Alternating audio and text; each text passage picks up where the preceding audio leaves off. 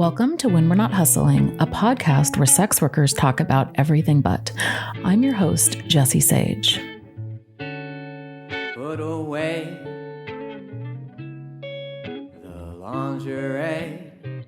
I want to know you. Tell me more. I don't care about the news.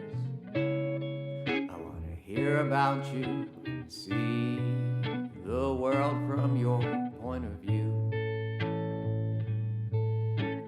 The coffee's already made, so I'll part the shades, just pull up a chair and tell me more. When We're Not Hustling is a weekly podcast that explores the lives and identities of sex workers outside of our work personas, our personal philosophies, ambitions, families, relationships, passions, spirituality, and so much more. We talk about our lives beyond the job, asking, what does the flexibility of sex work allow us to do, and who does it allow us to be? On this show, we learn who sex workers are outside of the work we're known for. When We're Not Hustling is an exploration of the people behind the fantasies. When We're Not Hustling is brought to you by Assembly 4. Assembly 4 is a collective of sex workers and technologists working to bring the overall cost of sex work down through their advertising platform, Tryst.link. They also educate clients through the Good Client Guide and provide resources and articles written by and for sex workers. Assembly 4 caters to all genders and demographics and raises funds to fight for sex worker rights and against exploitation in the sex industry. Learn more at assembly4.com. ASSEMBLYFOUR.com.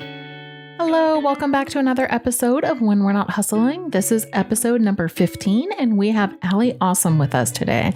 And I am really excited about that. I hope everybody is doing well and hanging in there. We are 15 episodes into season 1. We have 4 more to go after this one. And I have to say, at this point in this season, it has been so amazing. Every single guest we've had has had so many amazing and interesting and worthwhile things to say and have given me so many different ways of thinking about things. And I've been really grateful for that. And I hope you've been grateful for it too. Today is absolutely no exception. We have Allie Awesome talking with us today. Allie is a friend of mine and somebody that I've known over the years and bump into every once in a while. And I love the work that they've been doing. And I heard that they are into horseback riding. I have 3 younger sisters. I think I've said that on the show before. And my 2 youngest ones are enough younger than me that I had moved out of the house before they were old enough to have like any real interests. I mean, they had real interests, but they were little kids. By the time that they were like 8 and 10, I guess, I moved out. And that after I left, them and my mom started horseback riding and were really, really into it. But I had already like left San Diego. And so I know a lot less about it. I just know that it was something that was really meaningful to them. And like my sisters did barrel racing and kind of Western style horseback riding. And so when I saw that Allie had gotten into that, I was really interested in it. But what I didn't know before this interview is what it had meant to her. And I thought she did it as a hobby, and she certainly does. But this was the first time that I had heard about her experience with equine therapy, and how amazing that was, and like her healing process after being sick. So this episode was really, to me, it was like very touching because she's somebody that I know kind of on a work level and run into, and I knew she had gotten sick, and I knew that she was on the road to recovery.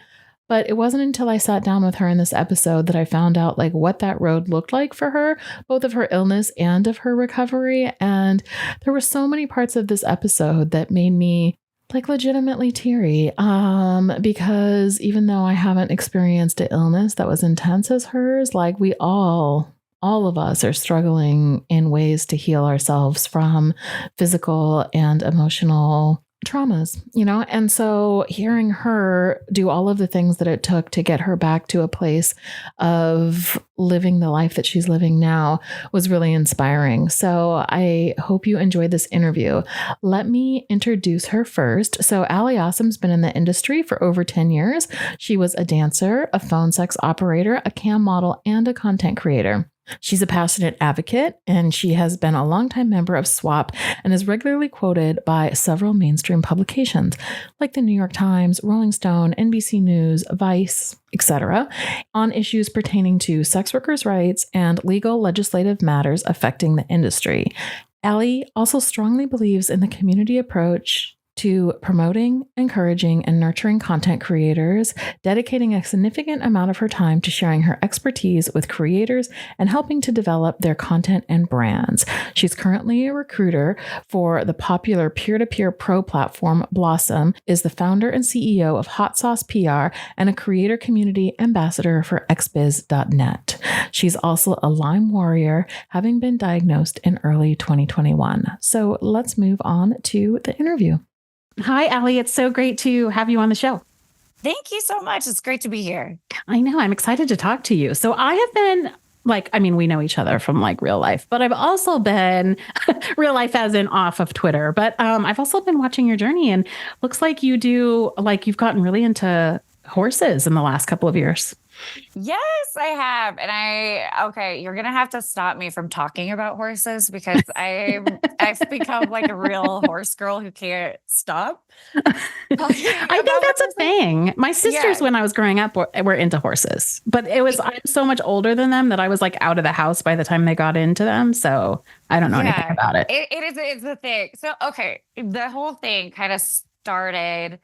So I had Lyme disease starting in, I started having symptoms in January 2021. Okay. And during COVID. During COVID. And so right as people were starting to come out of COVID and starting to go out, I started having these super weird symptoms. Yeah. And where I was having dizzy spells, Mm-hmm. having panic attacks, several times a day. I would leave the house and start having panic attacks. I couldn't drive. Wow. I couldn't read. Oh my gosh. I lost the ability to read, which is crazy because, I was a grad student. Yeah. Wait, so you couldn't read because you couldn't see it, or you couldn't focus, or you couldn't comprehend it? I couldn't focus. I couldn't retain what you were reading. Yeah, exactly. Mm-hmm. And this also coincided with a concussion that I got because I was learning how to snowboard. So some of these symptoms I'm is it concussion or is it whatever? But I started, and then I was super fatigued. Mm-hmm. And I had just signed a contract with ePlay where I was going to be streaming for them. I was part of their Key Club. And what is that? The group of, what's the Key Club? It's their ambassador program. Okay. Mm-hmm, mm-hmm. And I negotiated over 5 months, this killer contract. Okay. And this is important because I was going to be making a really good amount of money for the time that I was streaming. And I found myself completely unable to get out of bed, let alone shower, do my makeup, do my hair, do all of the things that go into becoming camera ready. Right. I literally couldn't move. Oh my gosh. I would sit down and I'd be stuck for a while. Wow. Because I could not get it was part mental, part physical. It was just I can't. Mm-hmm. I was paralyzed. Yeah. And it was terrifying. That's wild. I don't know what's going on. Yeah. At the time, I thought it was depression. Mm-hmm. So, I go to my psychiatrist and they're trying different medications and I'm getting weirder side effects that I had never had before with these medications that I had tried before. And I'm starting to get weird, just like these dizzy spells were really like the main thing that were scary to me. Yeah. And because I couldn't drive and because I was having these panic attacks, I start getting like agoraphobia. Wow. I'm like afraid to leave the house because like I don't know what's going to happen to me. Right. Yeah. Like if I'm going to faint. So I ended up doing ketamine infusions, which saved my life. Straight up. Tell me about that. I know somebody right now who's doing like not infusions, but like ketamine at night and like taking it and somehow. That's different than the infusions. Yeah, that's like you could take these like tablets. Okay. That or you could do it nasally. Interesting. Is that a word? Nasally? Nasally. Yes. Nasally. I think sure. Nasal passages. Yeah. It sounded weird as I said it. I'm pretty sure. But I went and got infusions.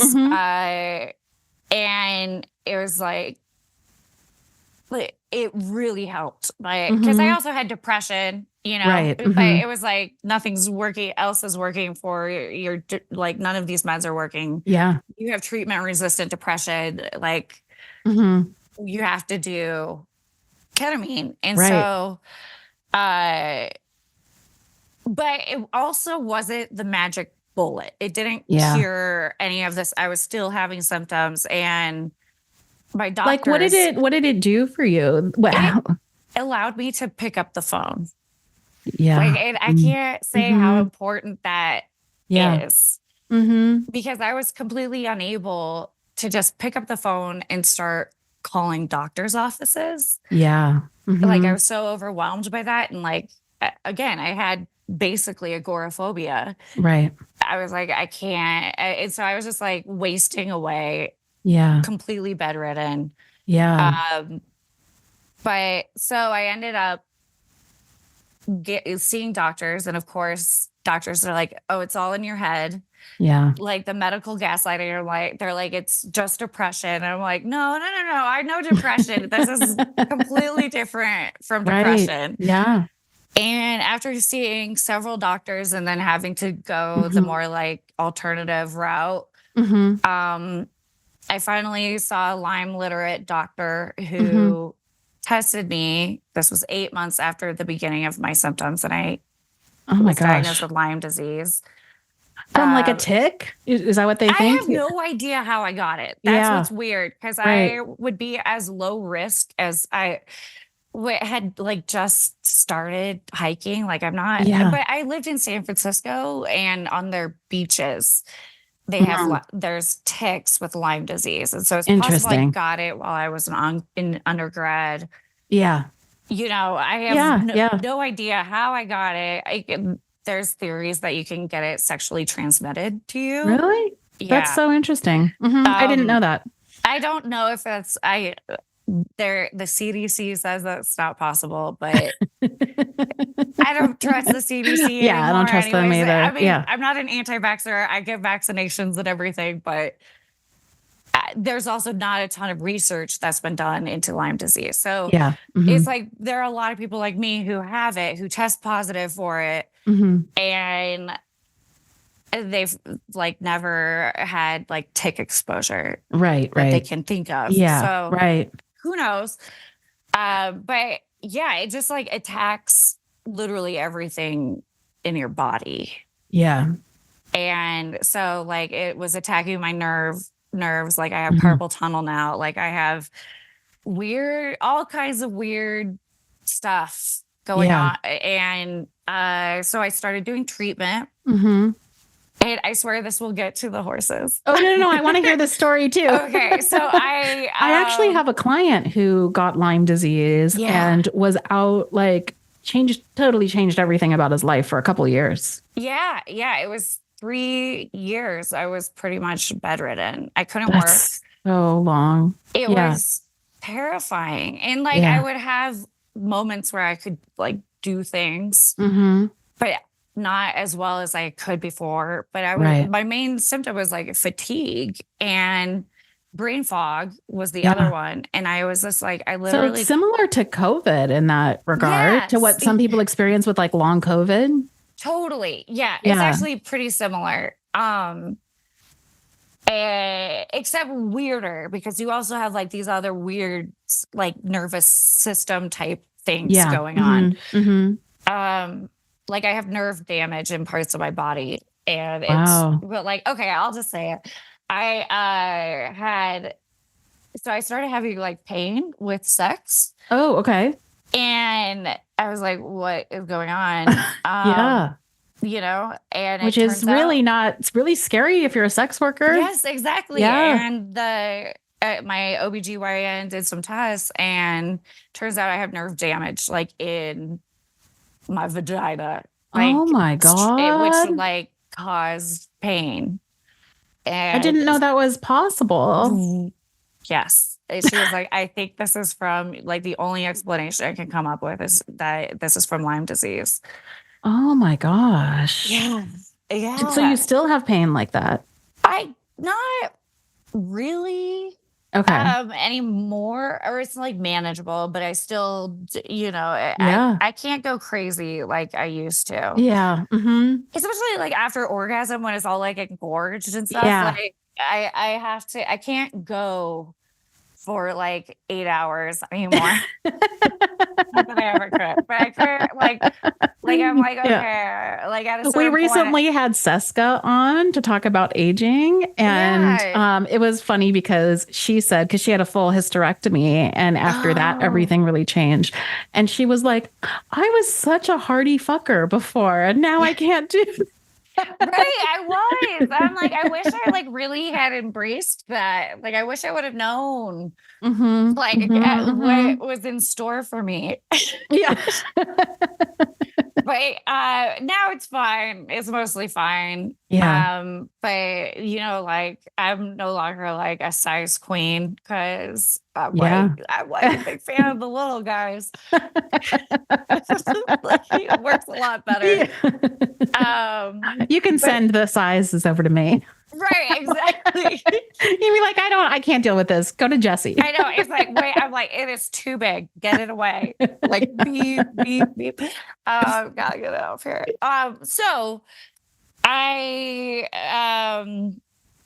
because the other tricky thing about Lyme is because of the bacterial infection that's like all in your blood and all over your body. You and I had it for so long, it was systemic. I started antibiotics, and what happens is you get sicker as you're being treated because it's called a herx. Your body can't clear all of the dead bacteria like fast enough. And so like your kidneys and liver, like everything, you can't flush it out. You can't flush it out. So you get sicker. And of course, like antibiotics just like destroy your whole body anyway. Yeah, absolutely. So I was just literally laying around my house waiting to die. Like I can't describe it any other way. I was like, this is how I'm going to die. I was single.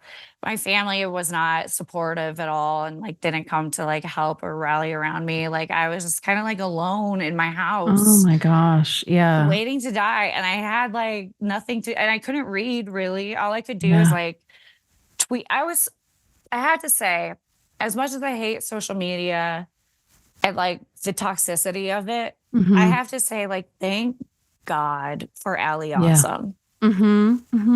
Because like I'm gonna cry. But this is real. I had an escape from like my daily, like on the couch watching TV, like not knowing if I would ever get better, like hopelessness.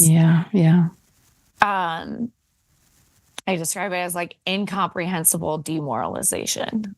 Like it was just inconceivable. And I had like my online community that was like there for me.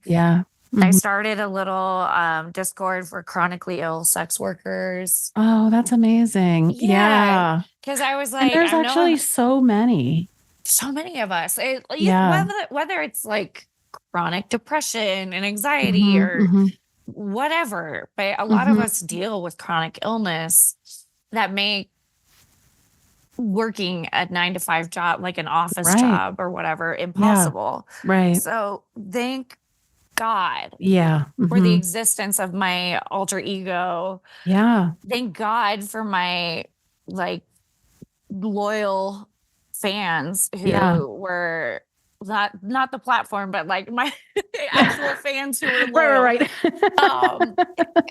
What happened with ePlay? Were they like patient with you, or how did that all? They were patient with me. Okay. They were patient. They were like, we get it. It's cool. But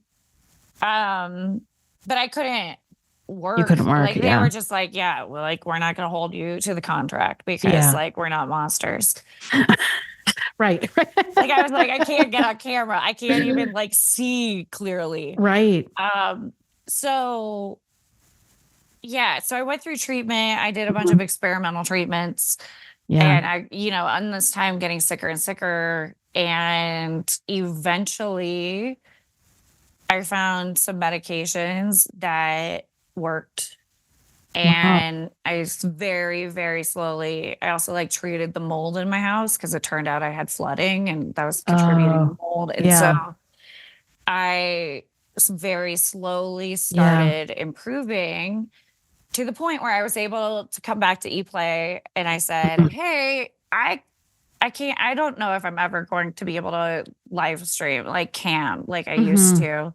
Can I do recruiting for you? And they hired me to be a recruiter. And that's amazing. Yeah. Yeah, I did that for a year, which gave me a sense of purpose. Yeah. And you just announced yesterday or the day before that you're leaving though, right? Today. Yeah, I resigned yesterday. Okay.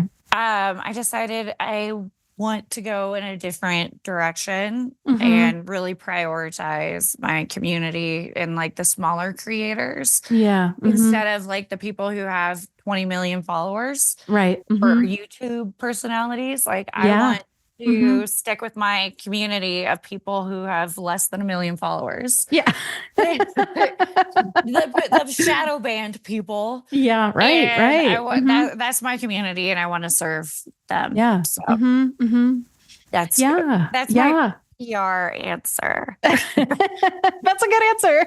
No, right. I think that's really great because I think like, I don't know, we've even had this conversation a little bit on this show where there's this perception of what it means to be a sex worker because the people who are visible are the people who are very successful. And I think that people get a very like skewed view of like what's possible or what that could look like and just assume that they could like walk in and make 15 grand a month, and I'm like, no, there were all those articles during COVID about people making that kind of money because they were anomalous and visible, but that is not what people were doing. So yeah. I want to work with like the smaller people who have built their fan base over the course of years, sometimes decades. And those are the people I want to focus on. Right.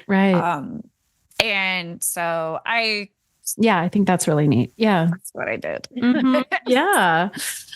Yeah. So you started how long did it take you from start to finish to start feeling like you could work again? And I mean, not even like streaming, but just like be somewhat dependable and be able to like, functionally work. That took a year.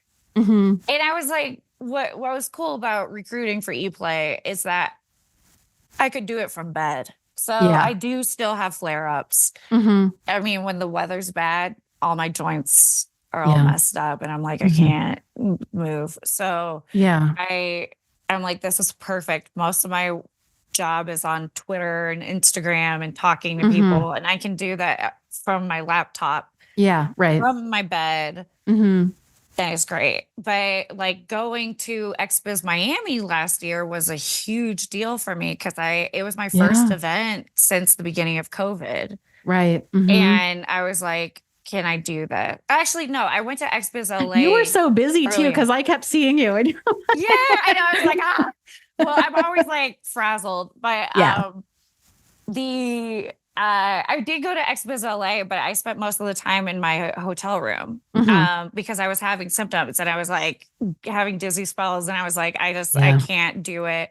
Yeah. So Expos Miami was like my like big moment to come back and really show up in the way that I wanted, that was important to me, and like be involved and be on panels, even though I was late to my panel. I was like, I'm going to show, it's going to be imperfect. I gave myself grace to be imperfect in showing up. Yeah. And like show up how the best that I can in all of my,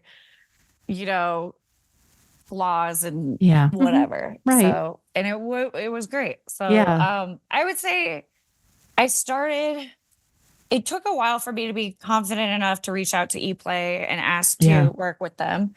But then I would say year and a half. Yeah. From like when I was like, okay, I'm starting to improve slowly to being like, okay, I'm going to work for ePlay. Yeah. And then getting to Expos Miami. Yeah, that would be about a year and a half. And so it's still, I'm still a work in progress with it because, like I'm saying, I have flare-ups and I have to give myself a lot of grace. Right. Yeah. How did you, this is going to sound like a dumb question, but like, how did you learn how to do that to like give yourself grace? Because I think that requires a lot of like deprogramming of our kind of Protestant work ethic. Totally. Yeah. I mean, I already had some like thoughts and been thinking about it because I deal with chronic depression, and when that's really bad, especially during the cold season, I started to have to kind of learn how to do that through therapy, but to be completely just knocked off my ass for those years, it was, I'm not gonna lie, like it was devastating. Like that's why I thought like I'm losing my purpose in life. Right. Yeah. Like I lost my purpose, which was creating content. And I was like at the height of my career when all of this stuff happened. Right. And so I just cried a lot. Yeah. And I was like, I can't change it. Like it got to the point where I was like, I can't change this. Like, and you go to like, I say that I like went to the edges of my existence because it was like, this is all, I don't have work. I don't even have my personality. Like I can't socialize like this. Like I was stripped down to the very essence of who I am. Yeah. And I had to like learn how to love myself in that. And how, and you asked like, how did I do that? And it was like, I had no other choice. It was either that or die. Right. Like those were my choices. And I had some like little glimmer of hope that someday, like I would dance again. Like I would go to Burning Man and like have a euphoric moment again. And I had this like relentless hope at the very like bottom. Like it was just like a little glimmer of hope that got me through it. And then it was crazy that the last Burning Man, like I had a moment where I was like, this is why I survived. Like this is why I didn't end it. Like this is like I had this moment where I was like, I'm not in pain. I'm like in pure bliss. And this is why I lived. You just gave me goosebumps. Yeah. It's like, and that's like, and so it's like, just, I listened to that little tiny voice of like, there's something on the other side of this. Yeah. So I don't know. And that voice is very small and tiny. And like, when you have these voices that are just like, you can't do this, like, this is what it's always going to be like. And so I just held on to that little thing. Yeah. I mean, I think that like, I've never been as sick as you've been, but I like one of the ways that I'm like relating to is I'm thinking about like when I've been at like different crossroads in my life and thought like, I don't know who I am anymore. Like in this, there's something so like unbelievably scary about that. But then you like, if you can figure out how to get to like the other side of that, you create something new. Something. Yes. Oh, okay. So this is my segue into horses. Because like this is how I got through kind of all of it, is like I started to be like, okay, on the days when my joints hurt and I'm sick, I have a fever and whatever, and I don't want to get out of bed, but I know I have, like, for my mental health, I have got to get out of bed. Like, what will get me out of bed on those days? Right. Like when I feel like shit, when the weather's bad, what in the fucking world can I think of that will motivate me to get out of bed? And I started kind of on this journey of like, what is that? And I was going for one of my walks. That was one of the things that really helped me, was going. My therapist was like, hey, for your depression, just like get outside and go for a walk every day.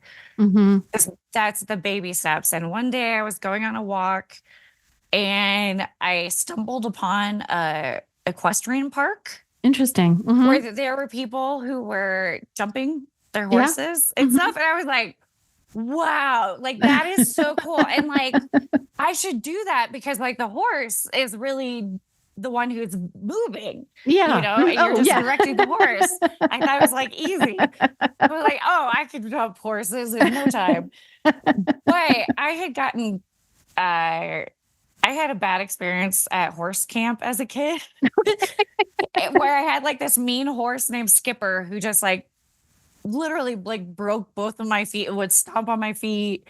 What? Are you serious? Yes. And she like got spooked one day and like took off with me on her. Like there was a train that went by. She spooks, takes off with me, just like going off away from everybody, like off to this hill, rears on her hind legs. I fall off, injure my back, which I still have an injury from that I have chronic pain from. Yeah. It was like this big traumatic thing. Yeah. And I never really got back into horses after that, after Skipper. Well, that's fair.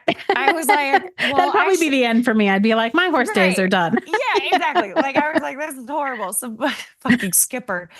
So I was like, well, you know, I'm also in this horrible place. I'm depressed. I'm anxious. I'm like all of that. I was like, maybe I should try equine assisted therapy.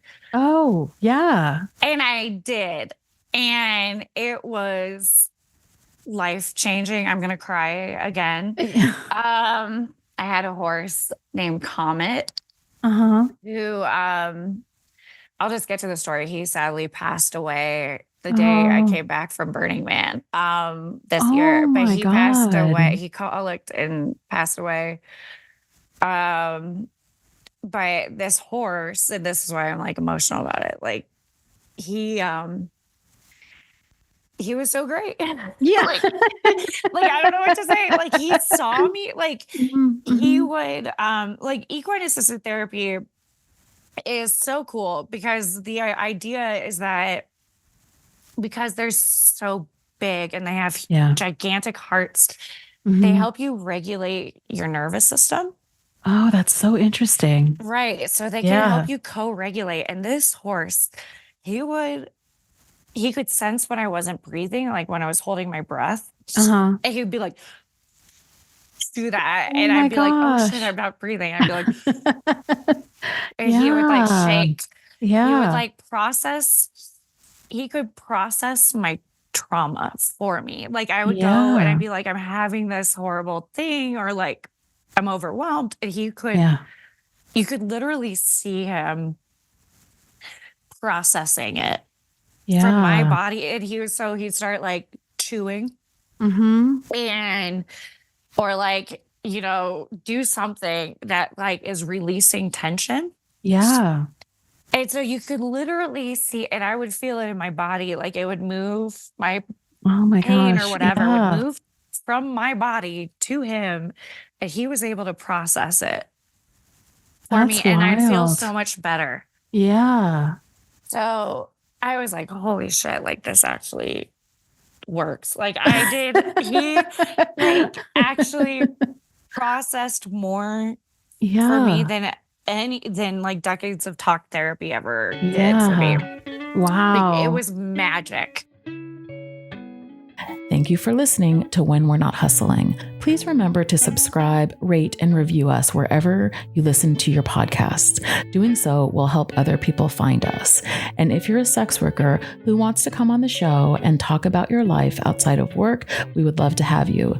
Please send an email with more information to nothustlingpod@proton.me.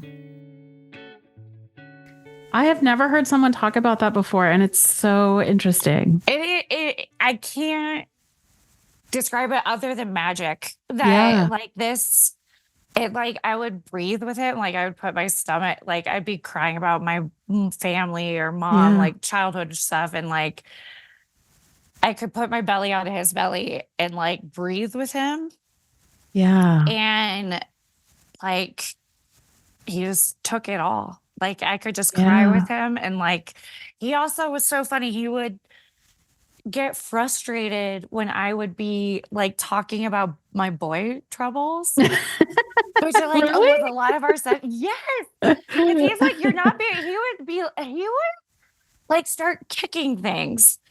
Like he was just like, excuse me, or he'd like back into me. Like he was not having it with my boy. He would be like, be present with me right now. Yeah. Like, because that's what they demand is your presence. That's so interesting. Yeah. He would also just like get frustrated of like, who are these fuckboys that you're with? Like, no. Stop thinking about them. They're not worth your time. Like, that's bullshit. Like these guys aren't treating you good. So I just so comment changed my like I was like, this is so fucking cool. And like I want more of this. Yeah. Because I know how good I feel. And like that was the thing that got me out of bed. That's so amazing. Yeah. Every time. Like it was funny. My boyfriend at the time was like, you gotta go. Like on those days when it was snowing and I was like, I don't want to go. It's cold. I don't want to go. I don't feel good. He'd be like, get your ass out of bed. Yeah. Because you are a different person when you come home. Yeah. Like you're so much happier. A really supportive partner, actually. Yeah. Like he was like, you feel so much better after you see Comet. Like, please go. And I was like, okay. And sure enough, like without a doubt, without fail, I would feel better. And so that was the only thing that I was able, the only commitment that every week I went to my like equine therapy. Yeah. And I was like, okay, there's something here. And so I was like, I'm going to lean into that. So I started taking writing lessons. Yeah. And having fun with that and like being really challenged because it's hard. Like I'm still a beginner and I've been doing this for 2 years now. Yeah. Like you have to learn each horse that you're on. Like you have their cadence and I think riding horses is scary. I haven't done it in like 25 years, but like when my sisters were like, oh, just get on my horse, I'll take you around the thing. I was like, I think I might die. Like, no, they were fucking terrifying. And that like having been, like I'll get to this later, but like having been bucked off twice and getting concussions, which I'm very susceptible to now. Yeah. And like are devastating for me. I'm fucking terrified of horses too. Yeah. But I have like a healthy respect because I'm like, this is a 1,500-pound animal. Yeah. That is a prey animal, mind you. And they don't know. So they spook like crazy and they're sensitive and like if they don't want to do something like they won't. Yeah. So it's a long way to fall too. It is. It's a long way. When you're standing and looking at them, you're like, oh, okay. But when you're on top of them, it feels like you're so far from the ground. Yeah. And it's like, you have to know their language, and every horse is different. Like, you have to really get to know that. I mean, you can go on a horseback ride at like a trail ride with those horses that are, they're called deadheads, that don't really have to think. They just follow the leader. Okay. They're just like, they're just, that's what they do. And they don't have to think. But like equestrian horses are like, they can do anything. Like they're unpredictable sometimes. And even my virtually bomb-proof horse that I have now is like, he's skittish, and he'll be, which doesn't make him sound bomb-proof, but anyways, he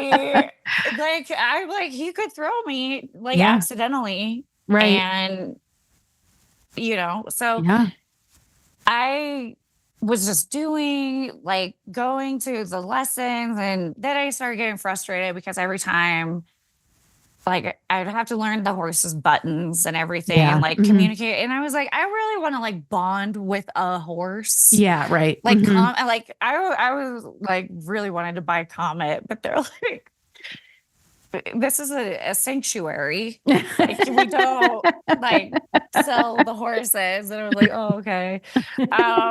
They're like, lady. I know. I was like, this is a therapy horse. There are other people.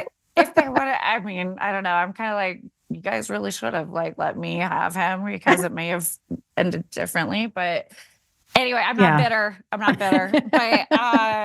so then I bought my own horse, and I got like the worst horse I possibly could have. I got this horse named Pepper, who, she was cute. She was like this big fat horse, and like she was so fat that I couldn't find a Western saddle in my town that fit her, because like she had an 8-inch girth, or no, an 8-inch what's it called? There's like a word for it. Oh, it'll come to me, and it's gonna drive me crazy. But I'd go to places, they're like, they don't make those saddles. Like, what are you talking about? And I was like, I don't know. But she was like, not nice. Like, she was not the kind of horse that wants to bond with people. She didn't care about people. She just wanted to eat. Yeah. And like, if I would show up to be like, hey, I want to like ride you or whatever, she'd be pissed, because she's like, no, I should be eating. Yeah. And napping. And exactly. She's like, anything but hanging out with you. Yeah. And I was like, this is a very expensive like thing to like have. Yeah. I'm dropping a ton of money on this thing. And then, she bucked me off twice. Oh my gosh. Yeah, like the last time it was really bad shit. Like, my foot got caught in the stirrup, and she dragged me. Wow. And that's awful. Fucking terrifying, because I was like almost like underneath her, and I was like, this is how I die. Like, this is it. And I was like, I made peace with that in that moment, because I was like, if she steps on me, like, I'm dead. And and then she, like, after I got loose, she took off back to the barn, and just like a mad woman, miles away. And I was like, this is not a safe. I don't trust this horse anymore. So I ended up buying my new horse. The barn bought her back. Everything was fine. Pepper's great. She is living her best life, eating a lot of food. It's better for both of you. Yeah, she's well taken care of. She's fine. She did not go to the glue factory. Yeah. But so I spent a little bit. I knew I wanted to get a gelding, which is a male horse that's been like neutered. Are male horses nicer? Okay, well, it depends. See, because like male cats, I think are nicer. Okay. I have a pretty friendly female cat. Okay. But it's different. But mares, they don't get like, there is no spaying. Oh, okay. Of horses. I didn't know that. They have their periods, and they okay. they have PMS. It's literally a thing. And like it has to do with like the hierarchy. I just had a very bitchy horse. Okay. Like I call it bitch mares. And I was like, she's a bitch mare.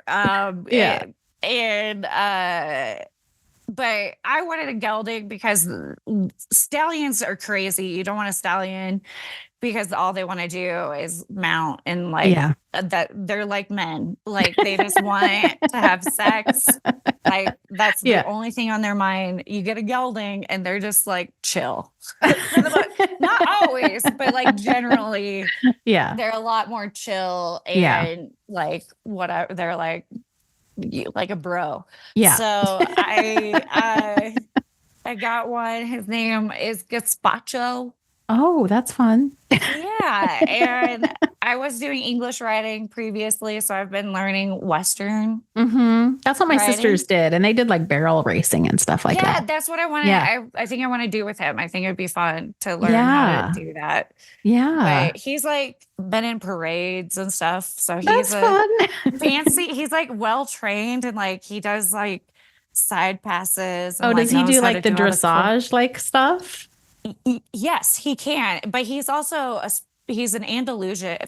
Well, he's half Andalusian. And so they trained him to do like Spanish walking. Okay. So he knows how to do like Spanish walking. I didn't know anything about any of this. And recently, PJ and I were in DC and PJ was like, I want to go to Medieval Nights. And I was like, yes. What? So Medieval Nights was in the middle of a mall, which was like so bizarre, like in Washington, D.C. Cool. So like you like park like near the Sears or whatever, JCPenney, but then like there's a medieval night entrance. And then we went in there and watched the show. And then I'm watching the horses and I turned to PJ and I was like, what on earth are they doing? Like, why are they walking like that? And PJ is like, that's the thing. It's called dressage. And I was like, I did not know about that at all. Yeah, I want to do dressage. It's pretty cool. I don't get it. There's like, it doesn't connect to my head of like why they're doing that. It's just a challenge to do with your horse. Cause like you do, I've only done one competition and I lost. We won the costume contest. Oh, well, that's good. But that's all I care about. But so it's like they have like these patterns that you do. And it's like, okay, so you walk to this point and then you like go to the diagonal and you're trotting or it's like, it's different kinds of trots. And then you collect. I don't know. It's like a whole thing. But I'm just doing it for fun. Right. Just like have a little challenge to work on with my horse so that we're actually like doing something productive. Yeah. They have like a job. Right. That they can work on. But it's just another way, I think, to like bond with your horse. Right. Because you're working on like a mutual goal. Right. Yeah. Like, I don't know if he would jump, and I'm terrified of jumping. I'm like, that's how you really get hurt. Yeah. Like, really, really get hurt. And those English people who are doing the jumps and everything, I'm like, are you crazy?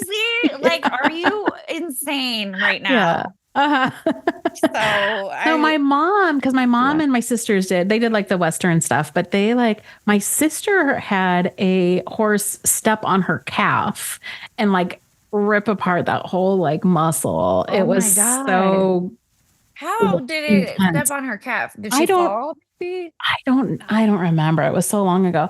And then once my mom was riding and I think she didn't, because they can't look straight ahead, and so I think she didn't like properly turn it so that it could see that it was like coming up against a fence, and it slammed my mom in between the fence and the horse and like broke a bunch of her ribs. But they still love horses, all of that. It's the thing. You know what? One of my trainers, like when I first started, she's like, I come in and her whole face is all messed up. And she's like, oh, yeah, I fell off my horse and got stepped on in my face.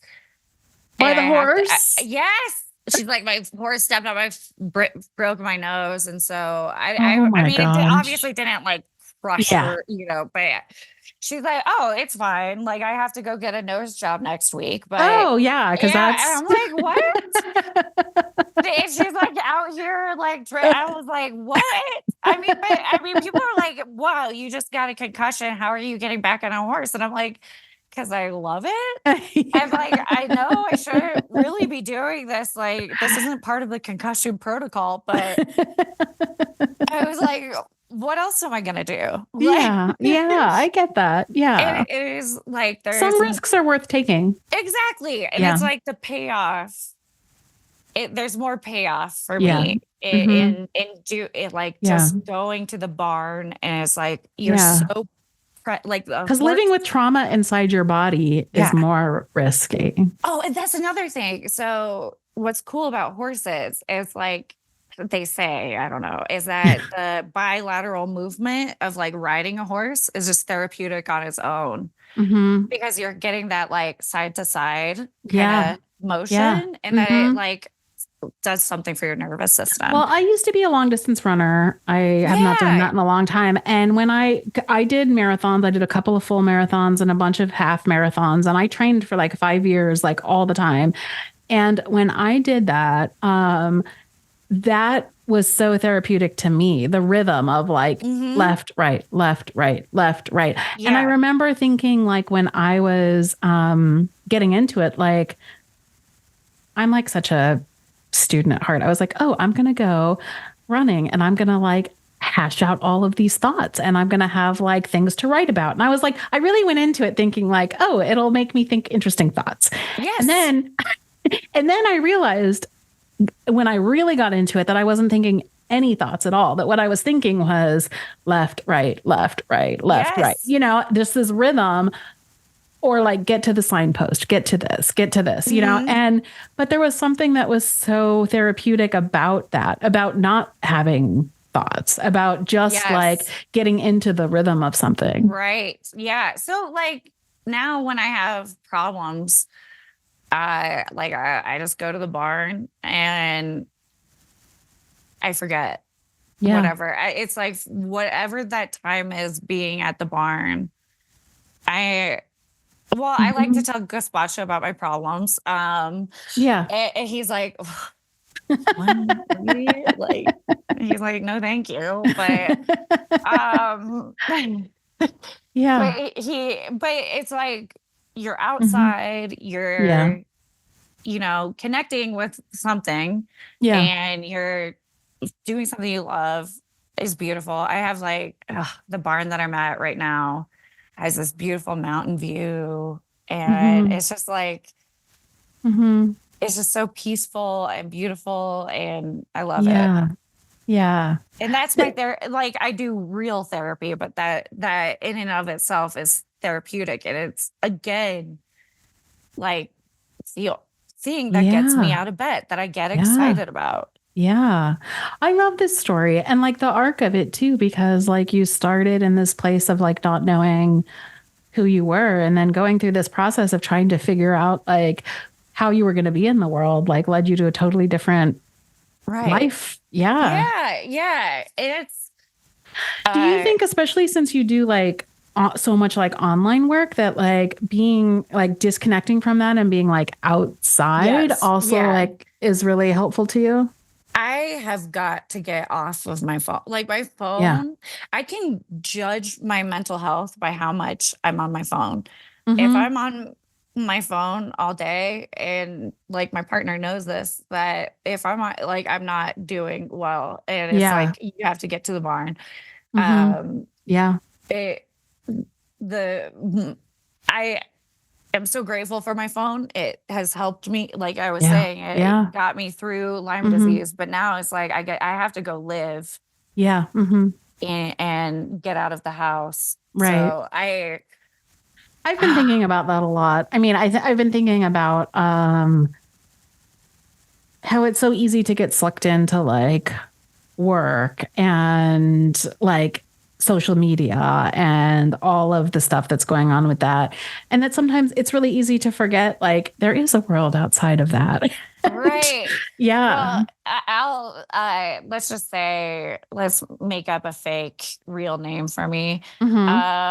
Sarah. Okay. Let's just pretend my real name is Sarah. Yeah. Like, I have to remember that Sarah exists. Yeah. And that she has her own, like, because a lot of times I'm like, oh, I'm Allie Awesome. That's who I am. Yeah. All the time. And I'm like, oh, wait, no. Like, I have got to, I also have to take care of Sarah. Yeah.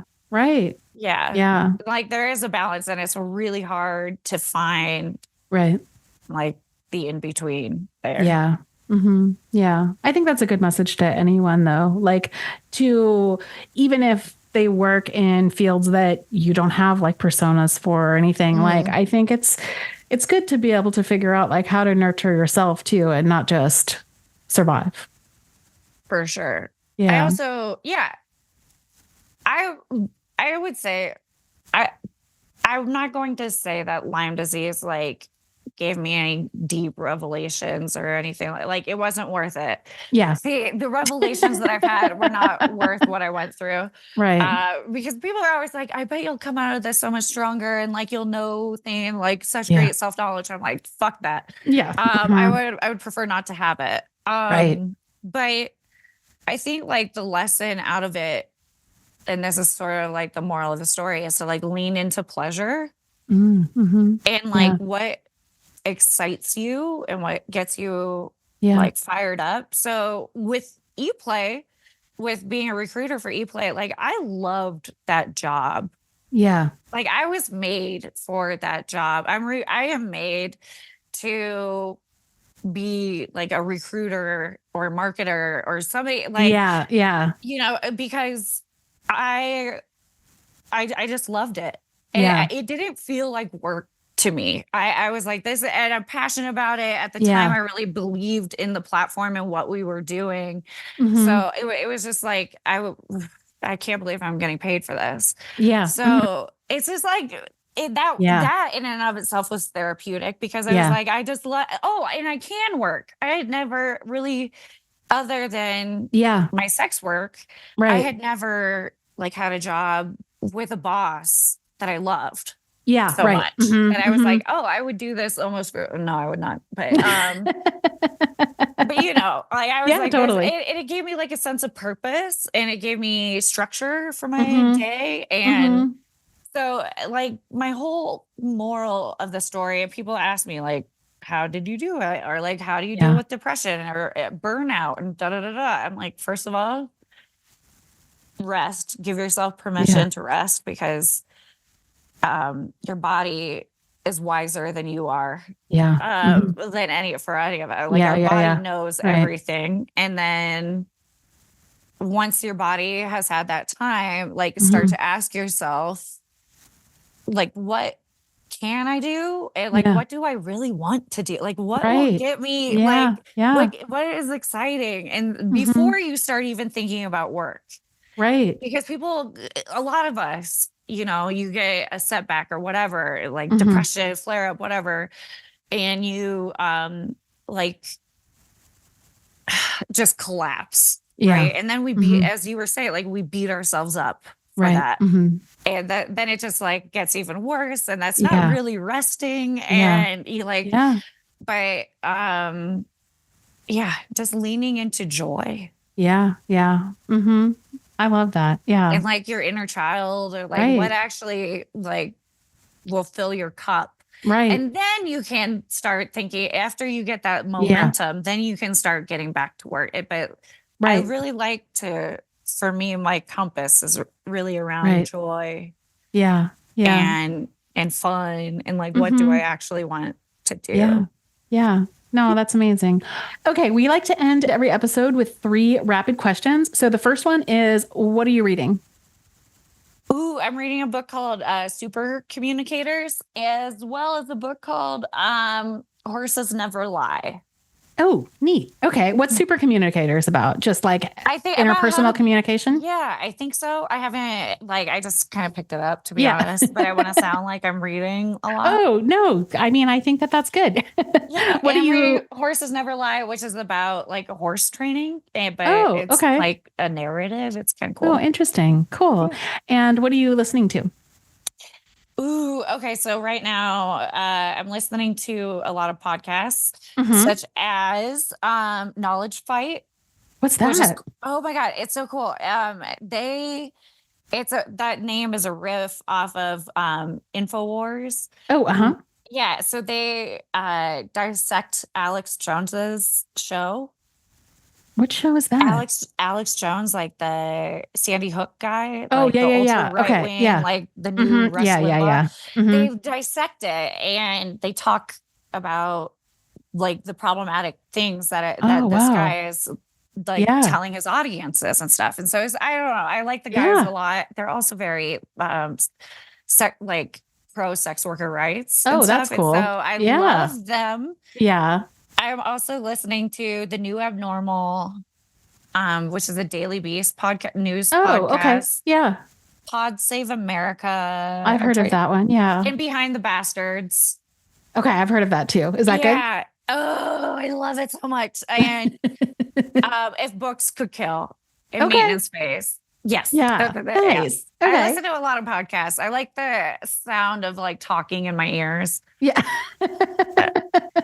Ones that you don't have to respond to. Right. That's like the best part of it. I like to get like fired up. I also have a legal podcast. I like to get fired up about Trump and like what the Republicans are doing to us and also and I'm like, oh, and so a little bit of like anger kind of gets me motivated too. Yeah, fuels your fire a little bit. Yeah, exactly. And what are you excited about? I'm excited about Gazpacho.